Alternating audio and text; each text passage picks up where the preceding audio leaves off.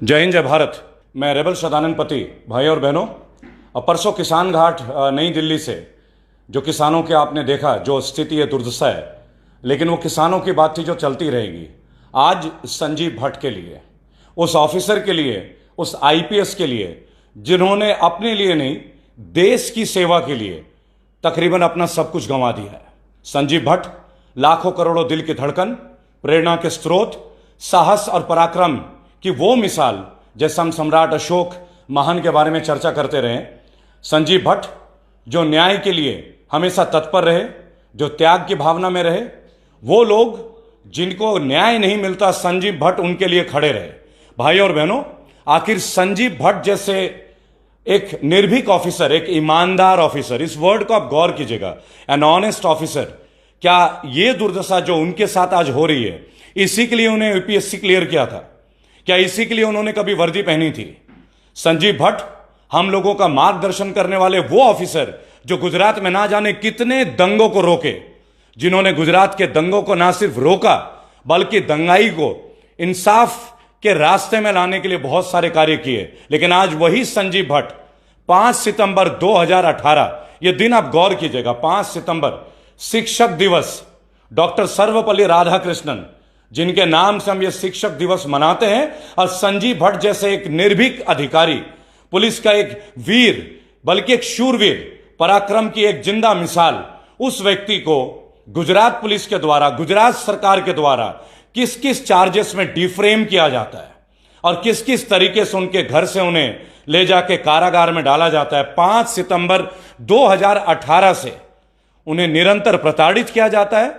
और मैं ये कह सकता हूं कि शारीरिक और मानसिक केवल प्रताड़ना नहीं होती है, प्रताड़ना तब होती है जब आप किसी के चरित्र का शत शत कण को मिट्टी में मिला देते हैं। लेकिन आप जो प्रयास कर रहे हैं, ये जो बैड गवर्नेंस जो प्रयास कर रहे हैं, कभी हो नहीं सकता, क्योंकि हमें यह बोला गया है कि जितना आप तपाओगे तब जाके सोना जो है और निर्भीक होता है। ठीक उसी तरह वीर पुरुष, वीर परिवार, इनकी पहचान तब होती है जब इन्हें बहुत सारा संघर्ष, जब बहुत सारा त्याग और बहुत सारा बलिदान देना होता है। लेकिन आखिर संजीव भट्ट का परिवार ही क्यों कुर्बानी दे? आखिर संजीव भट्ट का परिवार ही ये मुश्किलात क्यों झेले? आखिर संजीव भट्ट जैसे और अधिकारी क्यों ग्रसित हो? क्योंकि वो हमारी सेवा के लिए तत्पर हैं, क्योंकि वो मानव सेवा के लिए तत्पर हैं, क्योंकि वो कर्तव्य के आगे अपने परिवार को भी नहीं मानते, और वो कर्तव्य के आगे किसी नेता को नहीं मानते, किसी पॉलिटिकल पार्टी को नहीं मानते। भाई और बहनों, संजीव भट्ट के लिए जब बात करता हूं तो मेरा सीना भी चौड़ा होता है। गर्व से महसूस होता है कि मैं एक यूपीएससी एस्पिरेंट तो नहीं रहा, लेकिन मैं कम से कम उनके लिए एक आवाज तो उठा रहा हूं। एक जर्नलिस्ट के तौर पे, एक भारतीय के तौर पे, एक हिंदुस्तानी के तौर पे मैं कभी नहीं बोलूंगा। मैं हमेशा बोलता हूं मैं हिंदुस्तान में यकीन नहीं करता, मैं भारत में यकीन करता हूं। मैं एक भारतीय हूं, मैं एक भारतीयता की बात करूंगा, और आज मैं भारत मां के शेर, भारत मां का उस वीर लाल के बारे में जिक्र करूंगा, जिसकी वजह से आज उनका परिवार ना केवल दुख और दर्द झेल रहा है, लेकिन उन्होंने हार नहीं मानी है। उन्होंने इस वीरता की पराकाष्ठा को आगे ले आए हैं। भाइयों और बहनों, अगर मैं जुडिशरी के लेवल से बात करूंगा तो बहुत जल्द एक राष्ट्र कैंपेन हम शुरू कर रहे हैं संजीव भट्ट के लिए। आज मैं अहमदाबाद में, गुजरात में उनके निवास में हूं। मैं परसों दिल्ली था, और उन लोगों के लिए जो बैड गवर्नेंस के बहुत ज्यादा भक्त हैं, उनसे मैं एक बात बोलना चाहूंगा। आप लोग बंद कमरों में बात करते हैं, हम लोगों के बीच आके खड़े होते हैं, उनके लिए जहां जरूरत पड़े हम अपनी कुर्बानी देने के लिए तैयार हैं। ये सर, ये धड़ तैयार है। आप अगर इसे लेना चाहो इसे भी ले लो। ना संजीव भट्ट झुका है, ना कोई भारतीय झुकेगा, लेकिन अब न्याय तो होकर रहेगा। और ये वही उत्तम अवसर है भाई और बहनों, जब आप सब इस बैड गवर्नेंस के खिलाफ जूझ रहे हैं, इनके बैड पॉलिसीज से जूझ रहे हैं। आज न्याय प्रणाली के ऊपर बात करते हैं, हम कहते हैं कि आम जनता को इंसाफ मिलेगा। एक आईपीएस, भाइयों और बहनों, एक आईपीएस संजीव भट्ट, वर्दी 1988 बैच के संजीव भट्ट आज किन कारणों से जेल में है? क्या उनकी गलती सिर्फ इतनी है कि उन्होंने सरकारी महकमे के भ्रष्टाचार को उजागर किया? क्या उनका दोष केवल इतना है कि उन्होंने बीजेपी के बैड गवर्नेंस को क्लेम किया, चैलेंज किया? उन लोगों के लिए वो आवाज बने जो दंगाई पीड़ित थे। तो भाइयों और बहनों, दंगा के पीड़ित लोगों के लिए आवाज बनना उचित है या दंगाई बनना उचित है, यह तय आपको करना है। हमें राम मंदिर के नाम पे बहकाया जा रहा है, हमें जीएसटी के नाम पे बहकाया जा रहा है, हमें आर्टिकल 370 के नाम से बहकाया जा रहा है।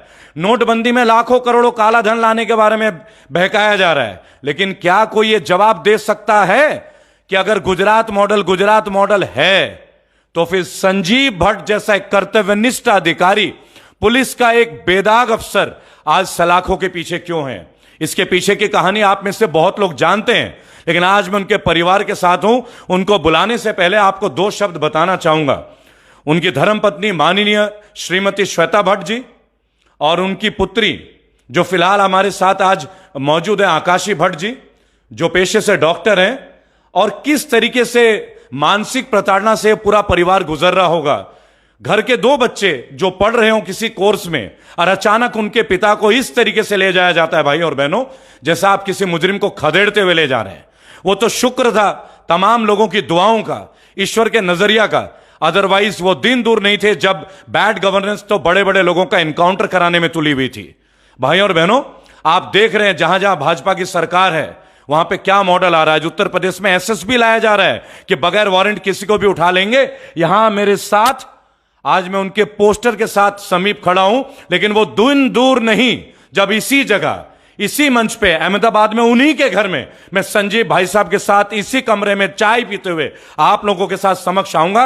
मेरे लिए गर्व की बात होगा, मेरे परिवार के लिए और करोड़ों करोड़ों भारतीय परिवारों के लिए गर्व की और प्रकाष्ठा की बात होगी। क्यों? उन्होंने हमारे लिए कुर्बानी दी।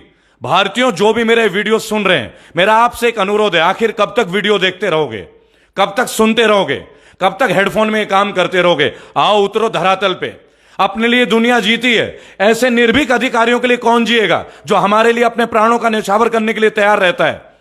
भाई और बहनों, कानून की एक ऐसी दांव पेंच जो इनकी बेल नहीं होनी देती। 302 का मुकदमा दर्ज कराया जाता है उस व्यक्ति के ऊपर जो किसी एक बड़े मामले में आखिरी गवाह को प्रोटेक्शन देने में यकीन करते हो। बहुत सारी बातें जो अभी आपके सामने मैं आऊंगा और मैं आमंत्रित करूंगा माननीय भाभी जी और संजीव भट्ट जी की जो धर्मपत्नी है श्वेता भट्ट जी, आप प्लीज आए मेरे साथ। आकाशी जी आप भी आए। और भाई और बहनों, इनका मनोबल बढ़ाएंगे आप। पहली बात, ये हमारी माता है। हमारे यहां हिंदुओं में कहावत है, ज्येष्ठ भ्राता पितृ समान, बड़ा भाई पिता समान होता है। अगर मेरा बड़ा भाई संजीव भट्ट मेरे लिए भाई है, पिता समान है, तो ये मेरी माता है और ये मेरी बहन है, मेरी छोटी बहन है। मैं ये माइक इनको दे रहा हूं और इनके थ्रू से जानेंगे घटना किस किस तरह से, कौन कौन से कमीशन लगाए गए। इस बेदाग अफसर को दागदार बनाने की कोई भी कसर नहीं छोड़ी गई। भाई और बहनों, आप लोगों के बीच श्वेता भट्ट। थैंक यू जी। नमस्कार। मैं हमेशा कहती हूं कि मेरा नाम श्वेता संजीव भट्ट है और मैं ये नाम बड़े गर्व से लेती हूँ, हमेशा से। क्या बात है, नमन है आपको, नमन है आपके हौसले का, नमन है, नमन है आपका। आप मन भारी मत कीजिए, नमन है आपके हौसले का।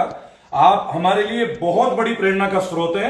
आप ये साबित करती हैं कि मणिकर्णिका का एक्टिंग करने वाली कंगना रनौत, आप तो केवल एक्टिंग करती हैं। यहां वो औरत है जो जूझ रही है देश के एक शेर के लिए। यह है वीरांगना जिन्हें कोई मंच की जरूरत नहीं है। प्लीज। Thank you. आप पूछ सकते हैं मुझे जो भी पूछना। मैं ये जानना चाहूंगा जी श्वेता जी कि किस तरह की घटना 5 सितंबर 2018 की जो भयावह घटना है और उसके पूर्व की घटना, आप थोड़ा हम सभी दर्शकों को बताएं, भारतीयों को बताएं। 5 सितंबर 2018 जी सुबह 8 बजे जी एक सीनियर आईपीएस ऑफिसर के घर में जी 40 से 50 पुलिस वालों के साथ, कितनी सारी ढेर सी गाड़ियों के साथ हमारे घर में लोग आ जाते हैं। भाई और बहनों, सीनियर रैंक के आईपीएस ऑफिसर संजीव भट्ट 5 सितंबर 2018 शिक्षक दिवस के दिन उनके घर को 50 से ज्यादा पुलिस अधिकारी घेरते हैं। ऐसा मानो जैसा कोई आतंकवादी हो, जबकि हम बात कर रहे हैं देश के वीर सिपाही, देश का जवान शेर संजीव भट्ट जी। जी आगे क्या हो? वो आके कहते हैं कि उनको क्वेश्चनिंग के लिए ले जाना है। जी। हमने जब पूछा, सर ने जब पूछा कि कौन से केस में, जी, तो बताते नहीं हैं। बताइए, जिस जुर्म के आधार पे उनके घर में पुलिस वाले धावा डालते हैं, एक वरिष्ठ पुलिस अधिकारी के घर में पुलिस का ही अटैक होता है और उन्हें यह नहीं बताया जाता है कि किस जुर्म के आधार पे उनके घर में ये रेड हो रही है और क्यों उनको जबरन उठाया लिया जा रहा है। उसके पश्चात क्या हुआ? तो साहब ने कहा कि मैं तो यही हूं, इतने सालों से यही हूं जी, जो भी है पूछो, जी, पूछ सकते हो जी, मुझे, ये जी, 30 साल पुरानी बात, 25 साल पुरानी जी, बात, जो भी है। जी, मगर नहीं, तो उनको लेके जाते हैं क्वेश्चनिंग के लिए, जी, under the pretext of questioning of जी। कोर्स। और फिर वहां कोई फैमिली मेंबर्स को अलाउ नहीं करते, वकील को अलाउ नहीं करते। हमें पता ही नहीं था कि किस केस के लिए ले जा रहे हैं। मैं बात कर रहा हूं गुजरात मॉडल की। आप लोगों ने देखा होगा 2014 का चुनाव जब हुआ था तो माननीय प्रधानमंत्री मोदी जी ने गुजरात मॉडल का जिक्र किया और बीजेपी के तमाम बड़े आला नेताओं ने गुजरात मॉडल का जिक्र किया था। भाई और बहनों, ये है Gujarat model. This is what is actually Gujarat model is. Someone who is one of the bravest officer on this earth and being proud to say that he is an Indian just like me. मेरी तरह वो एक सच्चे भारतीय हैं और उनके घर में उनको पूछताछ के नाम पे उठाया जाता है और उनको घर वालों से मिलने नहीं दिया जाता है, उनके वकील से उन्हें मिलने नहीं दिया जाता है। भाई और बहनों, और ये न्याय है, ये गुजरात मॉडल। इस परिवार के आप हमारी वीर बेटी को देख रही हैं, मैं उनका परिचय कराना चाहूंगा, Akashi Bhatt, and she is a practising doctor. भाई और बहनों, आम आदमी को हम क्या इंसाफ दिलाएंगे जब हमारी देश की वीरांगना श्वेता भट्ट जी और एक अपकमिंग डॉक्टर, उन लोगों को क्या परेशानी आई अपने पिताजी के इस तरीके की जबरन मुकदमेबाजी में। आप बताइए, एज अ डॉक्टर आपने क्या क्या कष्ट है, क्या क्या चीजें जो आपके अंदर, आप प्लीज शेयर कीजिए। एक तो बात that I would really like to say कि बुरा पीरियड है मगर we are a very strong family of an extremely strong man. तो अगर ये लोगों को, ये रजीम को ऐसा लगता है कि ये सारी चीजें करने से या तो वो टूट जाएंगे या तो हम टूट जाएंगे, तो वो तो होने नहीं वाला है। इनकी लड़ाई सच, it is about truth, it is about justice, and जब तक ये लड़ाई नहीं खत्म होगी we will fight to the finish and we will fight strong. भाई और बहनों, जो आकाशी जी बोल रही हैं इसके पीछे एक तर्क और है कि सच के लिए दुनिया को छोड़ा जा सकता है लेकिन दुनिया के लिए सच को नहीं छोड़ा जा सकता। जो परिवार 2 साल से भी ज्यादा, देखिए 18 सितंबर, 5 सितंबर को उनको लिया गया और आज इस बात को 2 साल से ज्यादा हो गए, 2 साल से भी 1 हफ्ता से ज्यादा हो गए, आप समझिए। और वो परिवार आज, श्वेता भट्ट जी अपने पति से दूर है, आकाशी जी अपने पिता से दूर है, इनके भाई अपने पिता से दूर है और ये राष्ट्र अपने बेटे से दूर है। असली बात है कि ये लड़ाई उनकी निजी नहीं है, उन्होंने कोई अपनी निजी संपत्ति नहीं बढ़ा ली, उन्होंने कोई जबरन वसूली नहीं कर ली, उन्होंने कोई रैकेट नहीं चला दिया, उनके ऊपर कोई एलिगेशंस नहीं थे, बेसलेस एलिगेशन लगा के उनको उठाया गया। और देखिए 2014 में बीजेपी सरकार सेंटर में आते ही जिन जिन लोगों ने उनके ऊपर जो इल्जाम लगाए, किस तरीके से आगे वो बढ़ाया गया, उसका जिक्र इस वीडियो में होगा। लेकिन इस वीडियो में तमाम वो लड़कियां, हमारी भारतीय माताएं और बहनें और औरतें जो देख रही हैं, एक बात मैं आपसे बोलूंगा, अकेली श्वेता भट्ट जी पीड़ित नहीं है, इस देश में लाखों लोग पीड़ित हैं इस तरीके के जाली और फर्जी मुकदमों में। मैं आपको बताना चाहूंगा, उन तमाम वीरांगनाओं को मेरा सलाम। आप अपना हौसला इस बेटी से लें, इस मां से लें, इस पत्नी से लें। अगर ये 2 लोग 3 लोग हौसला हार जाते तो शायद ये परिवार बिखर जाता, लेकिन आज भी एक बात बोलते हैं कि हम लड़ेंगे टिल एंड और हम जीतेंगे। और इनके लिए पूरा भारत एक है, हिंदुस्तान नहीं, हिंदू मुस्लिम सिख ईसाई। और भाई और बहनों, आपको मैं बताना चाहूंगा, आज संजीव भट्ट जी के मुहिम के लिए जिस व्यक्ति ने मुझे यहां बुलाया वो भी मुस्लिम समुदाय से, आपकी जानकारी के लिए। क्या इससे अच्छा कौमी एकता हमें कहीं मिल सकता है? एक ब्राह्मण की मदद के लिए एक मुस्लिम आगे आता है। ये हमारी देश की अखंडता, ये हमारी देश की पहचान, ये हमारी देश की असली चेहरा है। आप ये बताएं कौन कौन सी कमीशन ने क्या किया? माइक थोड़ा सामने रखिएगा जी। उनको 30 साल पुराने केस में फंसाया जा रहा है गलत तरीके से जी, जिस केस में ना तो उन्होंने कभी किसी को गिरफ्तार किया जी, ना कभी कोई उनकी कस्टडी में थे, ना उन्होंने उनको इंटरोगेट किया जी। ये 30 अक्टूबर की बात है, 1990। 30 अक्टूबर 1990 जिस केस में इनको फंसाया जा रहा है, मैं ये वर्ड यूज कर रहा हूं, फंसाया जा रहा है। क्या इनकी जो तारीखें लगती हैं और इन पे जो मुकदमा लगा है 302 का, क्या कोई बेस है इसमें 302 के मुकदमे का? कोई भी बेस नहीं है, एक भी प्रूफ नहीं है, ना कोई पोस्टमार्टम रिपोर्ट, ना किसी डॉक्टर की रिपोर्ट, ना उस आदमी जो रायटियर था जी, वो बाहर दंगे कर रहा था और उसको वहां की लोकल पुलिस, भानवड़ पुलिस पकड़ती है, वो उनकी हिरासत में थे। संजीव भट्ट तो वो सब अरेस्ट हो जाने के बाद आते हैं उधर, और वो उनका ज्यूरिसडिक्शन भी नहीं था, मगर फिर भी कोई भी, उन्होंने वो जो पकड़े गया था और जिसके कारण ये प्रभुदास जी करके जो हैं जिनकी मौत हो जाती है और जिसके लिए हमें भी दुख है, मगर वो कस्टडी में ही नहीं थे तब। वो 18 दिन, छूटने के 18 दिन के बाद होता है। अब उनको क्या प्रॉब्लम है क्या नहीं, हमें कोई पता नहीं। न्याय की दुर्दशा देखे भाई और बहनों, संजीव भट्ट जी का ज्यूरिस्डिक्शन का एरिया नहीं था, वहां के लोकल पुलिस का एरिया था। सारी घटना के बाद संजीव भट्ट जी आते हैं, 30 अक्टूबर 1990 की घटना, और चार्जेस कब फ्रेम होते हैं?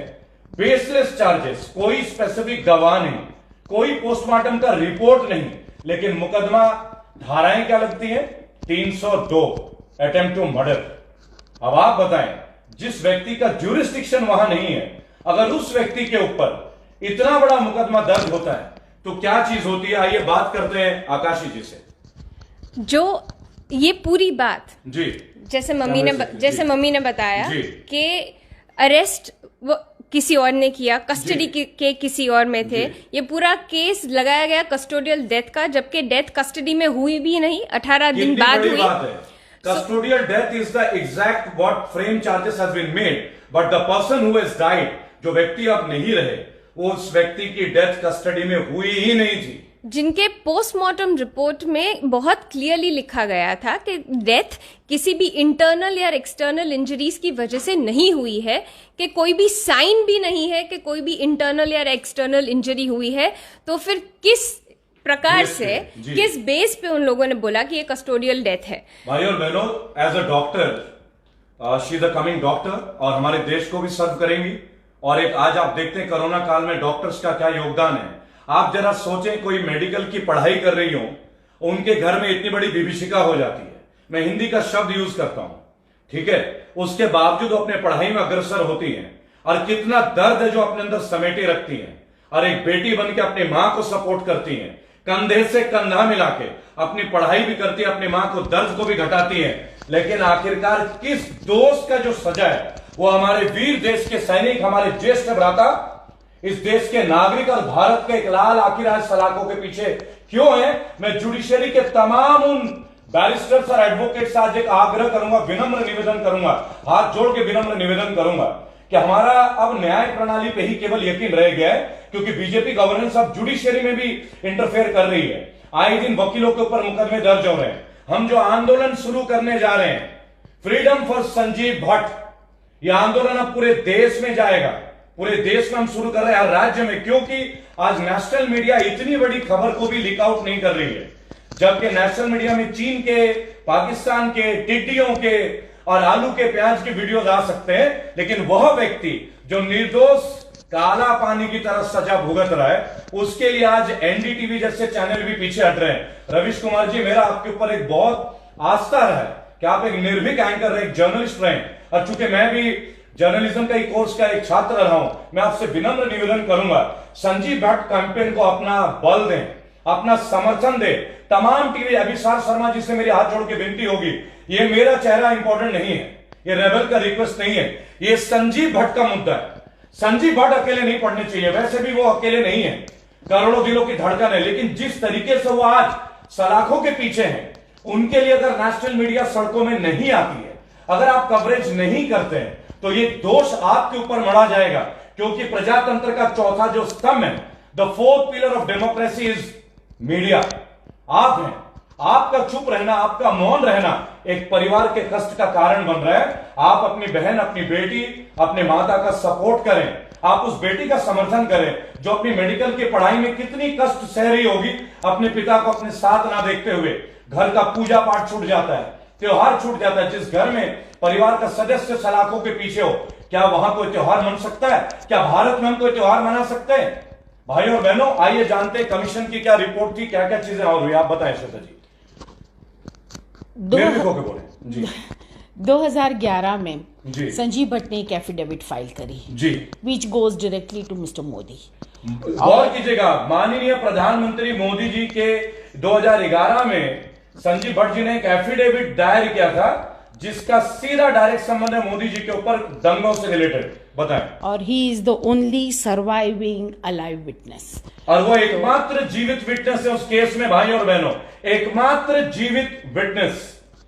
उस दिन सुबह 11 बजे उन्होंने एफिडेविट फाइल करी और शाम के 4 बजे से ये सिलसिला शुरू हो जाता है। बताइए, एक एफिडेविट सुबह 11 बजे फाइल होती है 2011 में, और शाम को 4 बजे पूरा मंत्रालय उठ जाता है संजीव भट्ट के खिलाफ। आगे क्या हुआ? और ये केस ऐसा है कि जिनकी जानकारी माने छानबीन investigation was done by CID crime, वो उन्होंने इतने सालों पहले 2500 पेजेस का पूरा रिपोर्ट तैयार किया और उन्होंने कहा कि यहाँ कहीं भी Sanjeev Bhatt is not involved. ये हमारी रिपोर्ट फाइल हो जाती है, केस बंद हो जाता है, क्योंकि according to section 161 Bombay police act, क्योंकि हम लोग अभी भी गुजरात में बॉम्बे पुलिस एक्ट फॉलो करते हैं, उसके हिसाब से कोई भी ऑफिसर वो अपनी ड्यूटी के दौरान जो भी काम करता है, क्योंकि पुलिस वाले का तो ये काम होता है, तो उसको वो सरकार प्रोटेक्ट करती है। तो ही वॉज बीइंग प्रोटेक्टेड क्योंकि वो दंगे कर रहे थे और it was being arrested by some other police officers but they were arrested. तो according to that section also नहीं 197 के हिसाब से भी Sanjeev was protected by the government के नहीं, it was done in the colour of his duty. मगर ये सभी कुछ होने के बाद, ये एफिडेविट के बाद, the same government takes a U turn.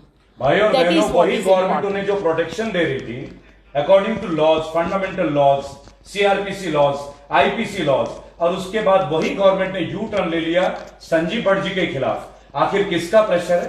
क्योंकि उनका जो एफिडेविट है 2011 30 अक्टूबर का, वो डायरेक्टली लिंक है हमारे माननीय प्रधानमंत्री मोदी जी का। जब मैं ये नाम ले रहा हूं तो मुझे अब डर नहीं है, मैं आपको बताना चाहूंगा, मैं भी पुलिस प्रताड़ना का एक उदाहरण हूं, वो किसी और दिन आपके साथ जिक्र करूंगा। लेकिन मेरी तरह लाखों और करोड़ों लोग प्रताड़ित हैं और मुझे ये लगता है एक जीवन मिला है, ये एकमात्र जीवन है। हो सकता है मैंने जीवन में बहुत गलतियां किया हो, लेकिन ये एक काम ऐसा है जिसे करके मैं अपने जीवन को ठीक करना चाहता हूं। अगर आप ऐसा सोचते हैं तो आइए संजीव भट्ट के लिए, आइए इस परिवार के लिए, आइए इस परिवार को अपनाएं, आइए इस परिवार को दर्द को अपना बनाएं। त्योहार तो खूब मना लेते हैं, ईद हो दिवाली हो, ना मनाएं, इस बार आवश्यकता नहीं है। क्यों ना इनको रिलीज कराएं, इनको रिलीज करा के दिवाली और ईद अपने देश को समर्पित करें। बताएं।